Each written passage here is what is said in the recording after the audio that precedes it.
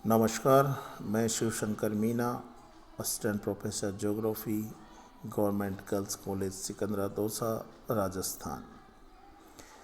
BA part first year के geography के स्टूडेंटों के लिए आज का ई कंटेंट का मेरा टॉपिक है पेपर फर्स्ट से अपर्दन चक्र का सिद्धांत, डेविस के अपर्दन चक्र का सिद्धांत। पिछली वीडियो में बताया था मैंने अपर्दन चक्र की संकल्पना और डेविस महोदय की मान्यताएं क्या क्या थी। इस वीडियो में आपको बताऊंगा कि डेविस का अपर्दन चक्र क्या है फुल डिटेल से, और नेक्स्ट वीडियो में बताऊंगा पेंग का अपर्दन चक्र का सिद्धांत। मैंने पिछले वीडियो में आपको बताया था कि डेविस महोदय ने यह माना था कि स्थल रूप संरचना प्रक्रम समय या अवस्था का प्रतिफल है। यह डेविस के त्रिकूट थे। और डेविस महोदय ने बताया था कि उत्थान की अवधि कम होती है तथा अपर्दन की अवधि लंबी होती है तथा उत्थान होने के बाद ही अपर्दन प्रारंभ होता है। उसके बाद इन्होंने सिद्धांत में क्या क्या दिए थे, नेक्स्ट स्लाइड में देखते हैं। डेविस महोदय ने क्या बताया कि अपने अपर्दन चक्र को एक चक्रीय रूप में व्यवस्थित किया कि जहाँ से ये शुरू होता है वहीं पे ख़त्म हो जाता है, और अपने अपर्दन चक्र को 3 भागों में विभाजित किया: तरुणावस्था, प्रौढ़ावस्था, जीर्णावस्था।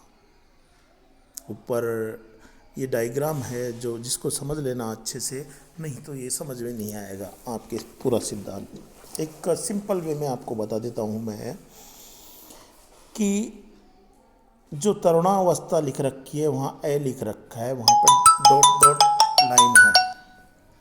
अब इस डॉट डॉट लाइन के बाईं तरफ कोई अवस्था नहीं बता रखी, अर्थात ये इसकी मान्यता का प्रभाव था कि उत्थान के बाद ही अपर्दन होता है। तो वास्तविकता में डेविस का अपर्दन चक्र ये जो ऊपर से लिख रखा है यहाँ से स्टार्ट होता है, अर्थात उत्थान के बाद में।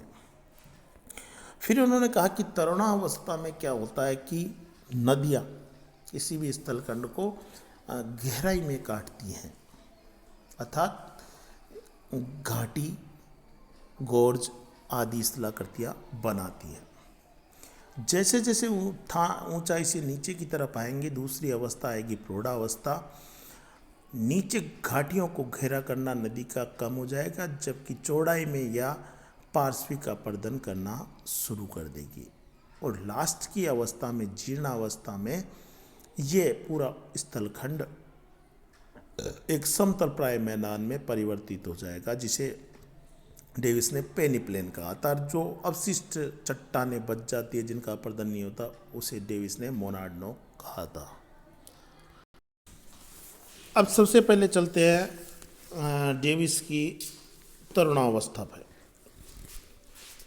तरुणावस्था में डेविस ने बताया कि स्थलखंड के उस उत्थान की समाप्ति के बाद ही अपर्दन प्रारंभ होता है। पहाड़ियों के शिखर तथा जल विभाजकों के शिखर या भाग अपर्दन से प्रभावित नहीं होते, क्योंकि प्रारंभ में सरिताएं छोटी छोटी होती है, नदियाँ छोटी छोटी होती है, और इन लघु सरिताओं में शीर्षवर्ती अपर्दन होता है, जिस कारण उनकी लंबाई निरंतर बढ़ती जाती है, और इसे स्ट्रीम लेंथनिंग या सरिता दीर्घीकरण कहा। अब ऊंचा भाग है तरुणावस्था में, ठीक है, ऊंचा भाग है तो नदियाँ क्या आएंगी, बहुत तेजी से आएंगी। तो तीव्र ढाल एवं तीव्र जलमार्ग ढाल के कारण नदियों का प्रवाह वेग तीव्र होता है। परिणाम स्वरूप अधिकतम परिवहन क्षमता के कारण नदियाँ बड़े बड़े शिलाखंडों के माध्यम से जलगर्तन की प्रक्रिया द्वारा अपनी घाटियों को लंबवत अपर्दन द्वारा गहरा करती है। मैंने पहले बताया था कि इस अवस्था में नदियाँ अपनी घाटियों को गहरा करती है, मतलब लंबवत अपर्दन करती है। इस क्रिया को घाटी कर्तन कहते हैं। इस तरह नदियों की घाटियाँ अत्यंत सक्रिय तथा गहरी हो जाती है। इनके ढाल खड़े तथा उत्तल होते हैं। घाटी के और गर्तन के कारण देखिए निचला जो वक्र है एलसी, वो निरंतर तेजी से घटता जाता है। कुल मिला के आपको इसमें यह ध्यान रखना है कि निरपेक्ष उच्चावच स्थिर रहता है, क्योंकि पार्श्वती या चौड़ाई में जो अपर्दन होता है वो नहीं होता है, और घाटी की गहराई में लंबवत अपर्दन के कारण उसकी गहराई बढ़ती जाती है और घाटियों का आकार वी आकार का हो जाता है। नेक्स्ट है प्रौढ़ावस्था। मैंने बताया था पहले भी कि प्रौढ़ावस्था में पार्श्विक अपर्दन या नदियों के किनारों का अपर्दन शुरू हो जाता है, लेटरल इरोजन। अब इसमें लेटरल इरोजन हो गया, पार्श्विक अपर्दन हो गया, तो घाटियों की चौड़ाई क्या होगी, बढ़ेगी। इस प्रक्रिया को घाटी का चौड़ा होना या वैली वाइडनिंग कहते हैं। अधिकांशतः सरिताएं अपर्दन के आधार तल के अनुरूप प्रवणित हो जाती है। कुल मिला के पहली स्टेज में क्या था कि घाटियों की गहराई का बढ़ना, दूसरी स्टेज में पार्श्विक अपर्दन के कारण घाटियों की चौड़ाई का बढ़ना, अर्थात निरपेक्ष उच्चावच कम होने लगता है। इस तरह निरपेक्ष एवं सापेक्ष उच्चावच दोनों में ह्रास होने लगता है, क्योंकि निरपेक्ष में तो इसलिए ह्रास होता है क्योंकि अपर्दन हो रहा है, और दूसरा क्योंकि पार्श्विक अपर्दन भी हो रहा है। तरुणावस्था में तीव्र घाटी गर्तन के कारण जलमार्ग ढाल कम हो जाता है, अतः प्रौढ़ावस्था में मंद जलमार्ग ढाल के कारण नदियों का प्रवाह वेग कम हो जाने से उनकी परिवहन क्षमता भी कम हो जाती है, जिस कारण घाटी गर्तन मंद पड़ जाता है। परंतु पार्श्विक अपर्दन के कारण घाटियों का चौड़ा होना अधिक सक्रिय होता है। मैं इसका आपको PDF भी भेजूंगा या फिर बुक में से देख लेना, सविंदर सिंह की में से। जब तक वो डायग्राम आपके सामने नहीं रहेगा तब तक ये थ्योरी समझ में नहीं आ सकती, तो डायग्राम को अच्छे से समझ लेना।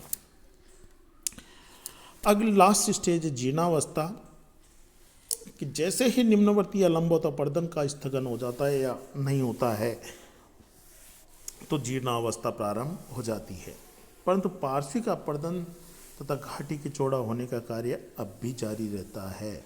मतलब उसमें जो लंबवत अपर्दन था वो तो दोनों स्टेज तक चला, लेकिन तीसरी स्टेज में आके लंबवत अपर्दन खत्म हो गया। अब पार्श्विक अपर्दन चल रहा है, वो भी बहुत ही कम।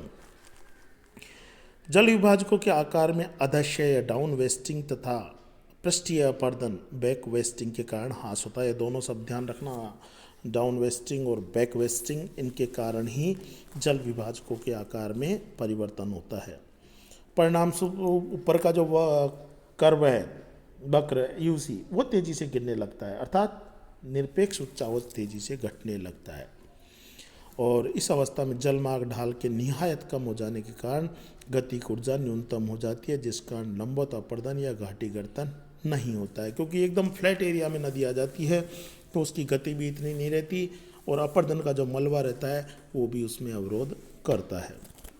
निरपेक्ष तथा सापेक्ष उच्चावच दोनों न्यूनतम होते हैं। घाटियाँ उथली तथा अत्यधिक चौड़ी हो जाती है, जिनका पार्श्व ढाल अवतल होता है।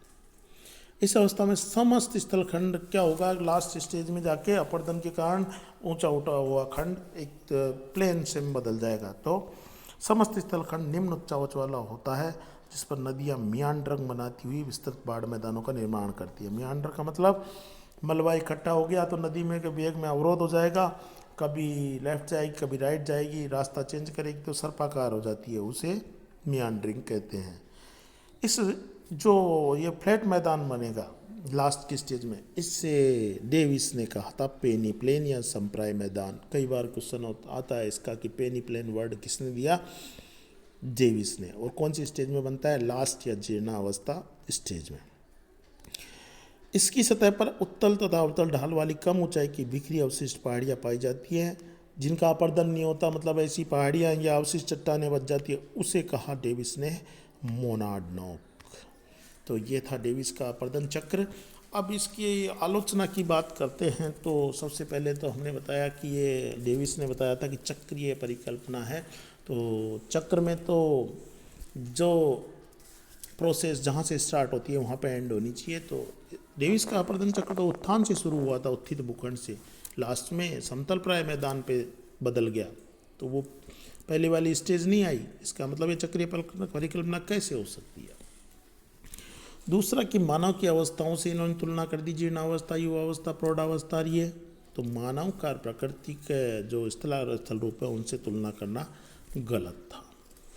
तीसरी आलोचना ये हो सकती है कि इन्होंने कहा कि उत्थान खत्म होने के बाद ही अपर्दन होता है, जबकि ऐसा नहीं है। अपर्दन उत्थान की प्रतीक्षा नहीं करता, अपर्दन हमेशा चलता रहता है। ये बहुत ही इम्पोर्टेंट सिद्धांत है, जनरली एग्जाम में आता रहता है और ऑब्जेक्टिव क्वेश्चनों में आपसे पूछा जाता है। Thank you.